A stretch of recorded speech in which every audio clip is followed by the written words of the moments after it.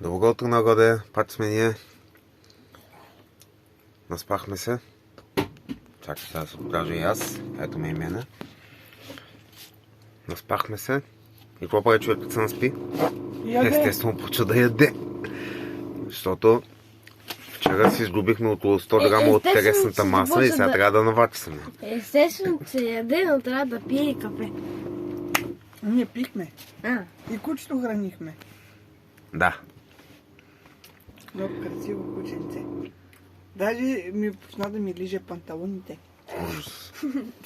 Едно грозно куче дойде при Силвия. дебел ли без? Голямо. Им пък дебел. Може да събере 2 пакета ориз.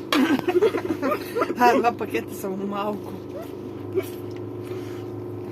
Сега, след малко ще се включим да покажем и другия бухал. Тия двамата ядат като невидери. Все едно една седмица не се яри.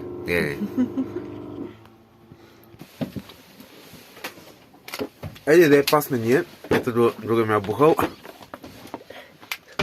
Още не може да си отворя очите. Опорите се да прави атентат на телефона.